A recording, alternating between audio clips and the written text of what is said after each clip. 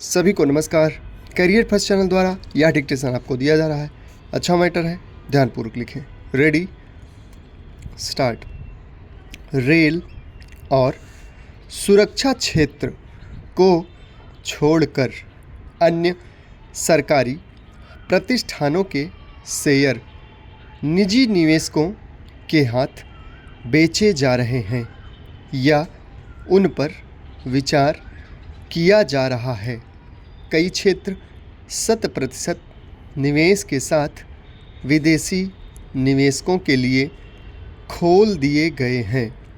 अन्य क्षेत्रों में विदेशी निवेशकों की भागीदारी में उत्तरोत्तर वृद्धि की जा रही है। भारतीय निवेशकों के साथ मिलकर विदेशी निवेशक काफ़ी संख्या में संयुक्त उपक्रम स्थापित कर रहे हैं। सरकारी क्षेत्र में कोई नया औद्योगिक या व्यावसायिक उपक्रम स्थापित नहीं किया जा रहा है और जो उद्योग एवं व्यवसाय सार्वजनिक क्षेत्र के लिए आरक्षित थे, उनमें से कई अब अनारक्षित कर दिए गए हैं और निजी क्षेत्र को प्रवेश की अनुमति प्रदान कर दी गई है।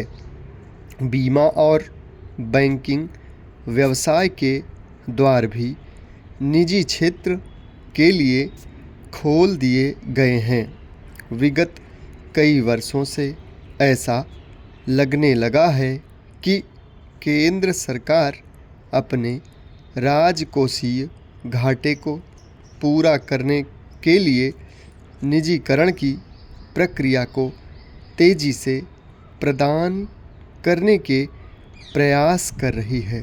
लेकिन जब सरकार ने लगातार लाभ अर्जित करने वाले अपने अपने क्षेत्र के प्रतिष्ठित सार्वजनिक उपक्रमों बाल्को, सीएमसी, विदेश संचार निगम लिमिटेड (आईबीपी) का निजीकरण किया, उससे अब सरकार की नीयत पर संदेह होने लगा है। इसी के चलते सरकार द्वारा लाभ अर्जित करने वाले अन्य सार्वजनिक उपक्रमों के निजीकरण का देश में भारी विरोध हो रहा है। निजीकरण के संबंध में एक अन्य महत्वपूर्ण बात यह है कि निजीकरण की प्रक्रिया को तेज करते समय स्वदेशी उद्योग के हितों पर ध्यान देना बेहद आवश्यक है। पूंजी और प्रौद्योगिकी के मामले में बहुत राष्ट्रीय कंपनियों के साथ प्रतिस्पर्धा करना स्वदेशी उद्योगपतियों के लिए अभी भी कठिन है। यह सही है कि प्रतिस्पर्धा की चुनौतियों के कारण स्वदेशी उपक्रमों की कार्यकुशलता में निखार आता है और उपभोक्ता इससे लाभान्वित होते हैं।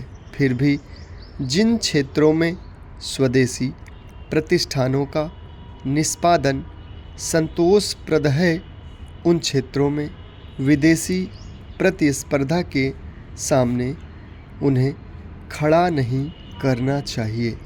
विनिवेश करते समय स्वदेशी निवेशक को प्राथमिकता मिलनी चाहिए। निजीकरण के संदर्भ में भारत में दो प्रमुख मुद्दों पर विवाद उत्पन्न होते रहते हैं। एक तो यह कि बेचे जाने वाले हितों का सही मूल्यांकन नहीं होता है और अपेक्षा से कम मूल्य पर सरकारी शेयर बेच दिए जाते हैं। विवाद का दूसरा मुद्दा यह होता है कि जो सरकारी उपक्रम काफ़ी अच्छे परिणाम प्रदर्शित कर रहे हैं, उनका निजीकरण होना चाहिए अथवा नहीं, चूँकि हानि पर चलने वाले उपक्रमों के शेयरों में निजी निवेशक रुचि नहीं रखते हैं और विनिवेश के माध्यम से धन जुटाना आवश्यक होता है। इसलिए अच्छे उपक्रमों के विनिवेश से अधिक मात्रा में धन प्राप्त होने की संभावना रहती है। समाप्त। धन्यवाद।